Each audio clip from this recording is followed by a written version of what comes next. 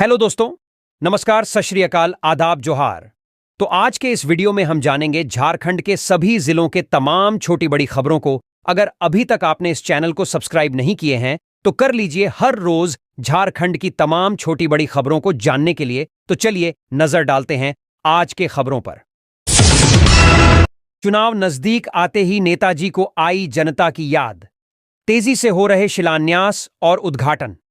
झारखंड में विधानसभा चुनाव की घोषणा होने वाली है और संभावना है कि जल्द ही चुनावी बिगुल बज जाएगा। ऐसे में शिलान्यास और उद्घाटन का दौर शुरू हो गया है। चल रही योजनाओं के शिलान्यास और उद्घाटन में सत्ता पक्ष जहां मुखर है, वहीं विपक्ष भी पीछे नहीं है। लंबित योजनाओं को जनता तक पहुंचाने में जुटे इन महानुभावों ने एक सप्ताह के भीतर अरबों रुपए की योजनाएं ला दी हैं। लगातार शिलान्यास के पीछे मकसद साफ है कि जनता के बीच अपनी छवि बनाना। इसके लिए जनता को कई तरह के आश्वासन भी दिए जा रहे हैं। अगर सरकारी स्तर पर किए गए शिलान्यास की बात करें तो मुख्यमंत्री हेमंत सोरेन ने पिछले एक सप्ताह के भीतर करीब 1000 करोड़ रुपए की योजनाओं का शिलान्यास किया है। इसके अलावा विधायक भी अपने अपने क्षेत्रों में विधायक योजना से जुड़े सड़क, नाला, बोरिंग जैसे छोटे बड़े कामों को तेजी से क्रियान्वित कर रहे हैं।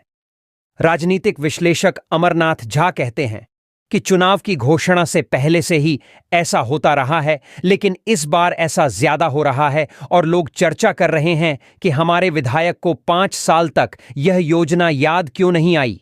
चुनाव की घोषणा से पहले चल रहे शिलान्यास में विपक्षी दल भारतीय जनता पार्टी के विधायक भी पीछे नहीं हैं। राजधानी रांची से लेकर राज्य के विभिन्न विधानसभा क्षेत्रों में पार्टी के विधायक अपनी लंबित योजनाओं को धरातल पर उतारने में जुटे हैं। रांची विधानसभा क्षेत्र के भाजपा विधायक सीपी सिंह इन दिनों प्रतिदिन 15 से 20 योजनाओं का शिलान्यास कर रहे हैं। सुबह से शाम तक योजनाओं के शिलान्यास में व्यस्त विधायक सीपी सिंह कहते हैं कि आचार संहिता लगने से पहले सरकार के स्तर पर पारित होकर जो भी योजना मेरे पास आई है उसका शिलान्यास हो रहा है और आने वाले समय में उसका उद्घाटन भी होगा। जाहिर है चुनाव की घोषणा होने वाली है, इसीलिए अभी शिलान्यास कार्यक्रम को लेकर व्यस्तता बनी हुई है, जिसके तहत सड़क, पेयजल के लिए बोरिंग, पाइप नाली जैसी योजनाओं का शिलान्यास किया जा रहा है। जेल कैंप में फिर उठे विरोध के स्वर। गोड्डा प्रत्याशी परिमल ठाकुर का कार्यकर्ताओं ने किया विरोध। जेल कैंप द्वारा गोड्डा विधानसभा सीट से परिमल ठाकुर को प्रत्याशी बनाए जाने के फैसले का कार्यकर्ताओं ने विरोध किया है। कार्यकर्ताओं का कहना है कि टाइगर ने चाल चली है, अगर प्रत्याशी नहीं बदला गया तो विरोध होगा। दरअसल इस बार त्रिकोणीय मुकाबला बनाने के लिए जेल कैंप सुप्रीमो टाइगर जयराम महतो लगातार सक्रिय हैं। गोड्डा में संकल्प सभा की भीड़ के जरिए उन्होंने अपनी दमदार उपस्थिति दर्ज कराई है। साथ ही गोड्डा से अपना उम्मीदवार भी घोषित कर दिया है। लेकिन दूसरी सूची में गोड्डा से उम्मीदवार की घोषणा के बाद पार्टी के अंदर ही विरोध के स्वर उठने लगे हैं। पार्टी की ओर से जारी सूची में परिमल ठाकुर को गोड्डा विधानसभा से जेल कैंप उम्मीदवार घोषित किया गया है। जेल कैंप के जिला सह सचिव कुंदन महतो ने कहा कि संकल्प सभा में खास तौर पर महतो जाति के लोगों ने जयराम महतो को पूरा समर्थन दिया था। साथ ही उम्मीद थी कि पार्टी महतो समुदाय से कोई उम्मीदवार उतारेगी, लेकिन पार्टी ने किसी और को टिकट दे दिया और हम इसका विरोध करते हैं क्योंकि सही व्यक्ति को टिकट मिलना चाहिए। वहीं जेल कैंप के प्रखंड अध्यक्ष सुमन महतो ने कहा कि जयराम महतो ने उन्हें ठगने का काम किया है और गलत प्रत्याशी को टिकट दिया गया है। दरअसल लोगों को जयराम महतो की पार्टी से काफी उम्मीदें थीं कि उनके बीच से कोई उम्मीदवार होगा और इससे महतो मतदाताओं को एक विकल्प मिलेगा, जिनकी संख्या गोड्डा विधानसभा में 40,000 के आसपास बताई जाती है। इस पूरे मामले पर वरिष्ठ पत्रकार नरेंद्र महतो गांधी कहते हैं कि शायद जयराम महतो ने यह सोचकर ब्राह्मण उम्मीदवार दिया है कि महतो मतदाता उनके साथ रहेंगे और ब्राह्मण खास के साथ सवर्ण वोटों के जुड़ने से उन्हें और मजबूती मिलेगी। लेकिन ऐसा नहीं होगा, क्योंकि उम्मीदवार की घोषणा के बाद से ही जेल कैंप में उम्मीदवारी का विरोध शुरू हो गया है। कई लोग हैं जो सोशल मीडिया पर खुलकर अपना विरोध जता रहे हैं। ऐसे में संभव है कि पार्टी अंदरूनी कलह का शिकार हो जाए, जिसके चलते कार्यकर्ता अपने पुराने नेता सुदेश महतो के साथ एनडीए में शामिल हो जाएं, जिसका फायदा भाजपा को मिलेगा। हालांकि चुनाव की तारीख घोषित होने में अभी समय है, ऐसे में संभव है कि काफी कुछ बदलाव देखने को मिले। एम्बुलेंस मिलना होगा मुश्किल। बकाया वेतन की मांग पर 24 अक्टूबर से हड़ताल पर जाएंगे कर्मचारी। एम्बुलेंस का संचालन करने वाली एजेंसी के कर्मियों को त्योहार के सीजन में भी वेतन नहीं मिला। एजेंसी पर वेतन का भुगतान करने के लिए दबाव बनाने के तहत कर्मियों ने हड़ताल पर जाने का मन बना लिया है। कहा है कि अगर उनके बकाया वेतन का भुगतान नहीं किया गया तो 24 अक्टूबर से झारखंड में 108 एम्बुलेंस सेवा को ठप कर दिया जाएगा। इस संबंध में शुक्रवार को 108 एम्बुलेंस का संचालन कर रही एजेंसी ईएमआरआई ग्रीन के कर्मियों ने धनबाद के civil surgeon doctor Chandrabhanu Pratapan को ज्ञापन सौंपा। कर्मियों ने रंगदेव वर्मा चौक पहुंचकर एजेंसी के विरुद्ध प्रदर्शन भी किया। कर्मियों ने बताया कि 3 माह से एजेंसी ने उनके वेतन का भुगतान नहीं किया है। एम्बुलेंस की सेवा से जुड़े कर्मचारियों ने बताया कि दुर्गा पूजा जैसे त्योहार में भी कर्मियों का वेतन भुगतान नहीं किया गया। इससे वे आर्थिक तंगी से गुजर रहे हैं। इन लोगों ने यह भी कहा कि एजेंसी जल्द से जल्द कर्मियों का भुगतान करे। अगर जल्द भुगतान नहीं हुआ तो 24 अक्टूबर से वे लोग 108 एम्बुलेंस सर्विस को ठप कर देंगे। सीएम हेमंत सोरेन के बकाया राशि मांगने पर बीजेपी का जवाब। फर्जी अकाउंट में डालने के लिए नहीं देंगे पैसा। मुख्यमंत्री हेमंत सोरेन के बकाया पैसे मांगने पर भाजपा ने हमला बोला है। पार्टी के प्रदेश प्रवक्ता अजय शाह ने कहा है कि सीएम हेमंत सोरेन केंद्र से 1,36,000 करोड़ रुपए बकाया मांग रहे हैं। उन्होंने कहा कि केंद्र सरकार राज्य सरकार को विकास के लिए पैसा देगी, फर्जी अकाउंट में डालने के लिए नहीं। अजय शाह ने कहा कि हेमंत सोरेन राज्य में सरकार चलाने में विफल रहे हैं। उनके पास कोई भी ऐसी योजना नहीं है जिसे उन्होंने 5 साल में शुरू किया हो। केवल हाल के महीनों में जल्दबाजी में लागू की गई योजनाओं के आधार पर वोट मांग रहे हैं। भाजपा के प्रदेश प्रवक्ता अजय शाह ने कहा कि जिस बकाया राशि की बात मुख्यमंत्री हेमंत सोरेन कर रहे हैं वह दशकों पुरानी है। यह रॉयल्टी टैक्स का मामला 1989 से इंडिया सीमेंट बनाम तमिलनाडु सरकार के केस से संबंधित है। कई मुद्दों की सुप्रीम कोर्ट से व्याख्या होनी बाकी है, लेकिन मुख्यमंत्री जनता को गलत आंकड़ों से सिर्फ भ्रमित कर रहे हैं। भाजपा प्रवक्ता ने कहा है कि शिबू सोरेन केंद्रीय कोयला मंत्री थे, तब उन्होंने इस राशि को वापस लाने के लिए कौन सी पहल की थी। अजय शाह ने आगे कहा कि राज्य सरकार को यह भी बताना चाहिए, केंद्र सरकार ने हमेशा झारखंड को उसकी मांग से अधिक वित्तीय सहायता दी है। नितिन गडकरी ने भी सार्वजनिक रूप से कहा था कि केंद्र झारखंड को धन देने के लिए तैयार है, लेकिन हेमंत सोरेन सरकार के अधिकारी सड़क बनाने के बजाय पैसे बनाने में अधिक दिलचस्पी ले रहे हैं। भाजपा नेता ने कहा कि मुख्यमंत्री को बताना चाहिए कि उनकी सरकार ने डीएमएफटी फंड का किस तरह उपयोग किया है। हेमंत सरकार ने इस फंड का भारी दुरुपयोग किया है। इसका उपयोग जनता के कल्याण के बजाय अधिकारियों और जामुमो नेताओं और कार्यकर्ताओं के सुख सुविधा के लिए किया गया है। राज्य सरकार के कुछ विभागों से पैसे फर्जी खातों में ट्रांसफर किए जाने की पुख्ता खबरें भी सामने आई हैं। गौरतलब है कि मुख्यमंत्री हेमंत सोरेन ने सोशल मीडिया हैंडल एक्स के माध्यम से लोगों से अपील की थी कि वे अपने हक के लिए आवाज उठाएं। उन्होंने कहा कि अगर आप आज अपना हक नहीं मांगेंगे तो हमारे पैसों से दूसरे राज्यों को विशेष पैकेज मिलेगा और आप खाली हाथ रह जाएंगे।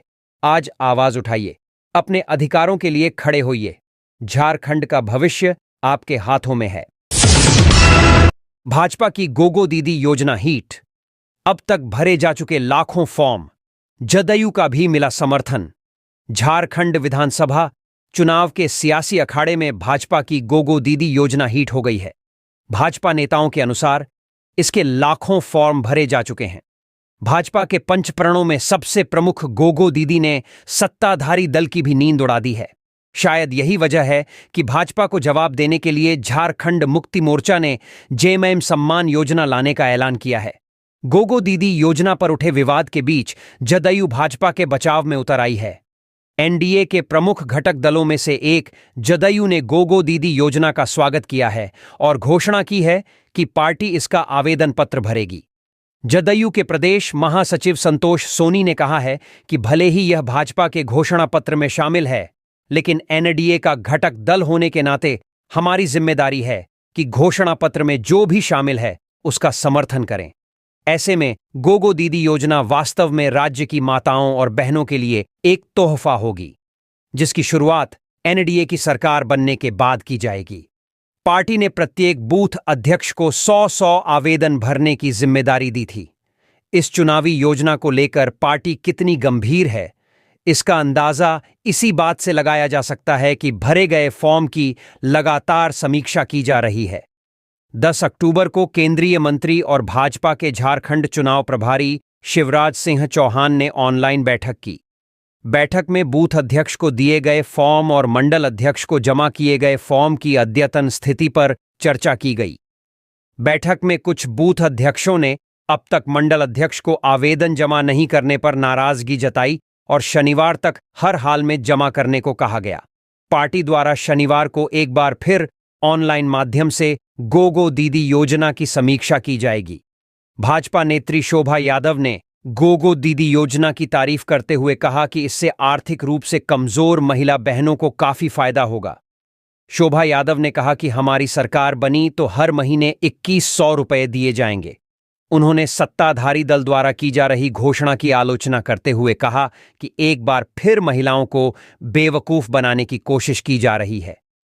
वर्तमान सरकार को 5 वर्ष पूरे होने वाले हैं, लेकिन इस सरकार ने अपने कार्यकाल में केवल भ्रष्टाचार को बढ़ावा दिया है और अब जब चुनाव का समय आया है तो घोषणाओं की झड़ी लगा दी है। जनता जानती है कि इससे उन्हें कोई लाभ नहीं मिलने वाला है। कल्पना सोरेन की घड़ी और चश्मे को लेकर छिड़ी सोशल मीडिया पर बहस। देखिए कैसे कैसे मिल रहे हैं रिएक्शन। झारखंड की राजनीति की केंद्र बिंदु बनी कल्पना सोरेन की घड़ी और चश्मे को लेकर सोशल मीडिया पर बहस छिड़ी हुई है और तरह तरह के कमेंट्स आ रहे हैं। कल्पना सोरेन की घड़ी और चश्मे की तस्वीर डालकर उसकी कीमत के साथ सवाल उठाया गया है कि कल्पना इतने महंगी घड़ी और चश्मा कैसे इस्तेमाल कर रही है। कल्पना सोरेन की तस्वीर को पोस्ट करके महंगे घड़ी और चश्मे में पर सवाल उठाने वालों को तरह तरह का रिएक्शन मिल रहा है। कुछ इसे गलत बता रहे हैं तो कोई कल्पना सोरेन का समर्थन करते नजर आ रहे हैं।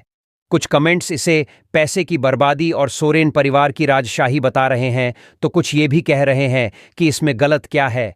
क्या आदिवासी महंगे घड़ी और चश्मे नहीं पहन सकते? आदिवासियों को महंगे सामान इस्तेमाल करने की मनाही है? गुमला के इन 2 गांवों के लोगों ने नेताओं के प्रवेश पर लगाई रोक। गुमला जिले के बिशुनपुर विधानसभा क्षेत्र अंतर्गत घाघरा प्रखंड के दीरगांव व विमरला पंचायत में नेताओं के प्रवेश पर रोक लगा दी गई है।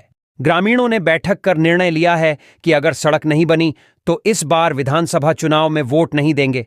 ग्रामीणों ने कहा कि झारखंड गठन के 24 साल हो गए, परंतु कभी दीरगांव व विमरला पंचायत की जर्जर सड़क चुनावी मुद्दा नहीं बनी। अब तक किसी राजनीति पार्टी ने सड़क बनवाने की पहल भी नहीं की। बैठक में दोनों पंचायतों के करीब 2000 ग्रामीण शामिल हुए। गुमला जिला का दीरगांव व विमरला पंचायत घोर नक्सल प्रभावित है। भाकपा माओवादी जेजेएमपी जांगुर गुट इस क्षेत्र में सक्रिय है। इधर पुलिस दबिश से भाकपा माओवादी का प्रभाव कम हुआ है। अब ग्रामीण चाहते हैं कि दोनों पंचायतों का विकास हो। इन दोनों पंचायतों में 40 से अधिक छोटे बड़े टोले हैं और आबादी लगभग 15,000 है। दोनों पंचायतों की समस्या लेकर बुधवार को सरीडीह गांव में बैठक हुई।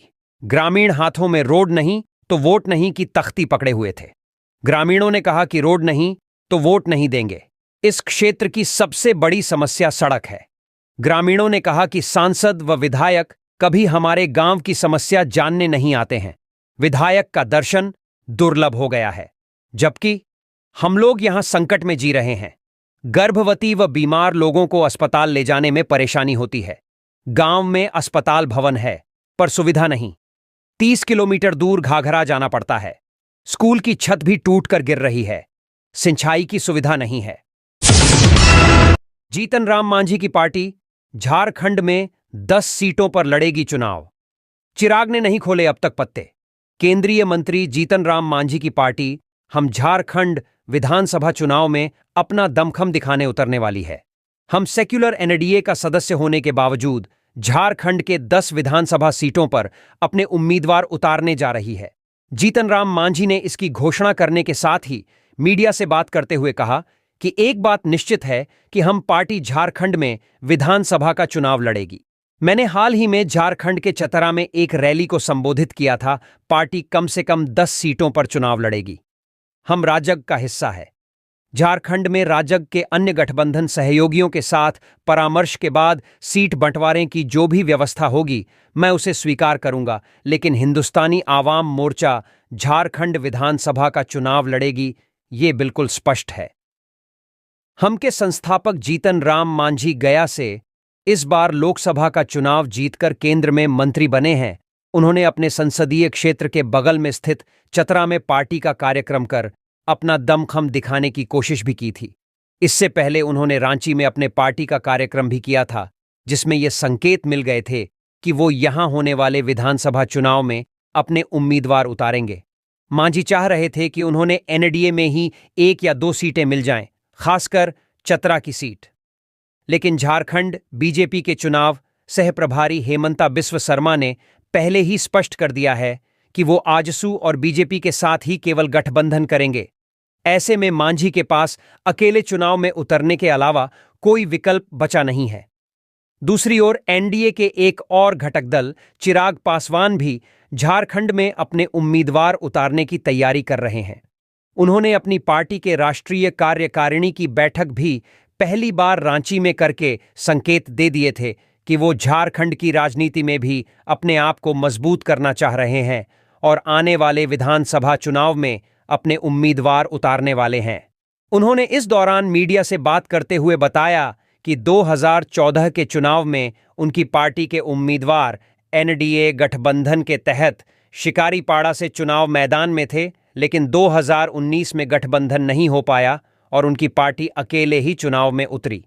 इस बार चिराग चाह रहे हैं कि उन्हें एनडीए में हिस्सेदारी मिले, लेकिन बीजेपी की ओर से कोई पहल नहीं किए जाने के बाद वो भी अकेले चुनाव मैदान में उतरने की तैयारी कर रहे हैं। पिछले महीने उन्होंने लातेहार में एक सभा को संबोधित भी किया था। मीडिया से बात करते हुए उन्होंने पिछले हफ्ते कहा भी था कि वो झारखंड में चुनाव लड़ने को लेकर जल्द ही फैसला कर लेंगे। ज्यादा संभावना इस बात की है कि वो भी जीतन राम मांझी की तरह अकेले ही चुनाव मैदान में उतरे। हालांकि जमीनी हकीकत ये है कि 2019 के चुनाव में चिराग पासवान की पार्टी के सभी उम्मीदवारों की जमानत जब्त हो गई थी। इस बार चिराग और मांझी दोनों चाह रहे हैं कि उन्हें एसएससी सीटों पर उम्मीदवार खड़ा करने का मौका बीजेपी दे, लेकिन उधर से कोई सकारात्मक पहल नहीं होने पर मांझी की तरह चिराग भी जल्द अकेले चुनाव लड़ने की घोषणा। सरकारी डॉक्टरों का राज्यव्यापी हड़ताल स्थगित, मरीजों को मिली राहत। राज्य भर के सरकारी डॉक्टरों ने अपना हड़ताल वापस ले लिया है। पाकुड़ जिला प्रशासन के अनुरोध के बाद झांसा ने यह फैसला लिया है।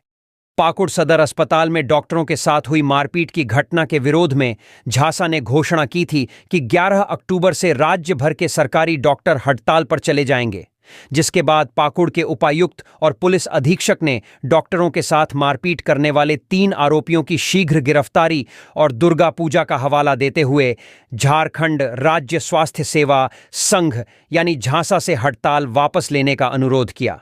पाकुड़ प्रशासन के अनुरोध को स्वीकार करते हुए झांसा ने अगले आदेश तक सरकारी डॉक्टरों के राज्यव्यापी हड़ताल को स्थगित कर दिया।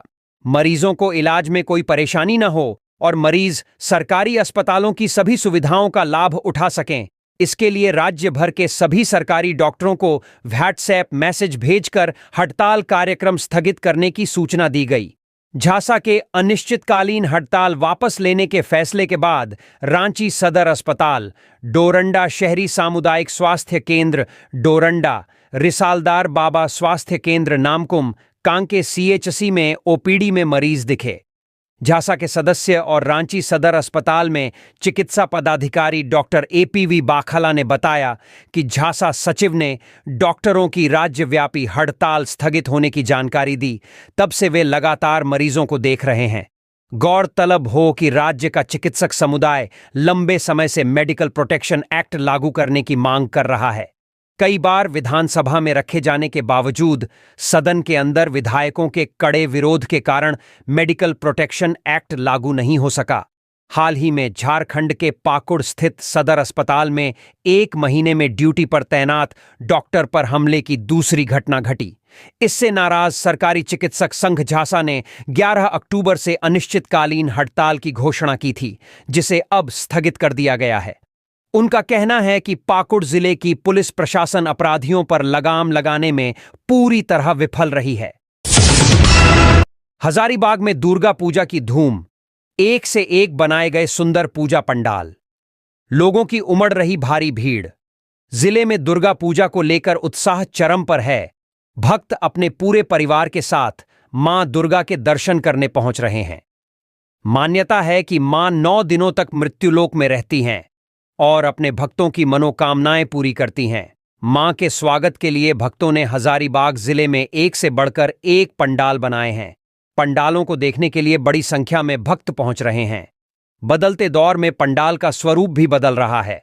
हजारीबाग की बात करें तो 250 से अधिक पंडाल बनाए गए हैं। अकेले हजारीबाग शहर में करीब 100 पंडाल हैं, जहां आकर्षक विद्युत सज्जा भी देखने को मिल रही है। हजारीबाग के मटवारी स्थित शिव शक्ति दुर्गा पूजा समिति ने गांधी मैदान में बेंगलुरु के रविशंकर ज्ञान आश्रम की तर्ज पर पंडाल तैयार किया है। शहर के बड़ा बाजार में वृंदावन मंदिर का मॉडल बनाकर मां की स्थापना की गई है। यहां विद्युत सज्जा लोगों को खूब आकर्षित कर रही है। वहीं हुरहुरु में दक्षिण भारत के प्रसिद्ध मंदिर का मॉडल बनाया गया है। यहां भी सैकड़ों श्रद्धालु पहुंच रहे हैं। कालीबाड़ी दुर्गा पूजा समिति ने अद्भुत काल्पनिक पंडाल तैयार किया है। इसकी थीम है स्वयं को पहचानो। यह पंडाल हु आई एम की तर्ज पर बनाया गया है। यहां की मूर्ति बेहद आकर्षक है, जो पूरे जिले की सुर्खियों में है। दुर्गा पूजा के अवसर पर सड़कों पर भारी भीड़ देखने को मिल रही है। शहर के विभिन्न पूजा पंडालों में देर रात तक भीड़ देखी गई। इस दौरान सुरक्षा के भी कड़े इंतजाम किए गए हैं। देवघर में राजस्थान के कुंभलगढ़ किले की थीम पर बनाया गया भव्य पूजा पंडाल, लोगों को होगा गुफा में जाने का एहसास। पूरे देश में लोग दुर्गा पूजा मना रहे हैं। इसी को लेकर विभिन्न पूजा समितियों के द्वारा भव्य पंडाल का निर्माण भी किया गया है। देवघर के कृष्णपुरी पूजा समिति के द्वारा भी इस बार राजस्थान के कुंभलगढ़ किले की थीम पर पंडाल का निर्माण किया गया है, जो लोगों के लिए काफी आकर्षण का केंद्र बना हुआ है। इस पंडाल को ऐसी आकृति दी गई है जिसमें श्रद्धालु जब प्रवेश करेंगे तो उन्हें लगेगा कि वह गुफाओं के अंदर जाने और पहाड़ पर चढ़ाई करने का एहसास होगा।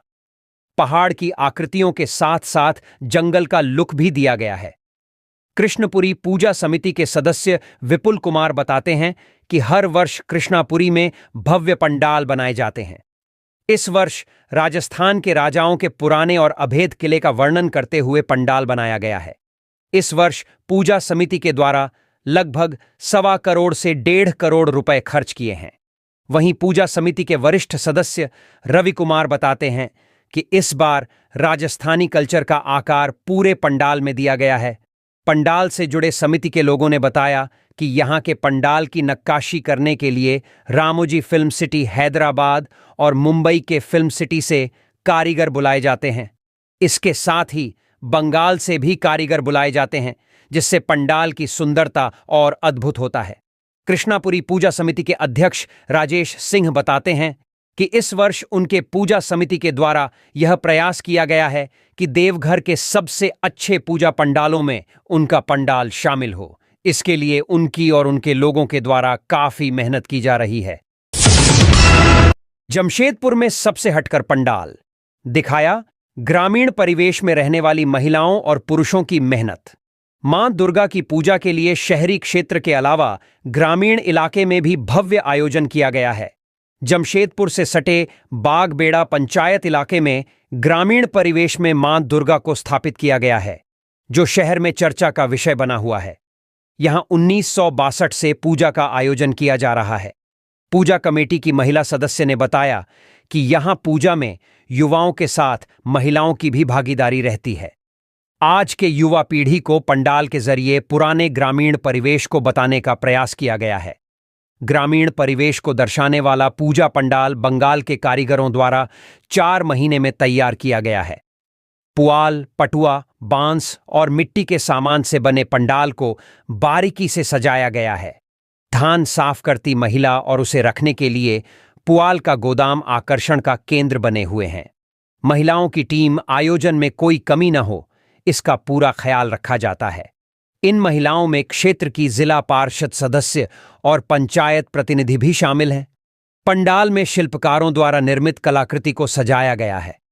मध्यम रोशनी में डूबा पंडाल ग्रामीण परिवेश को दर्शाता है, जो पंडाल में आने वाले दर्शकों का मन को मोह रहा है।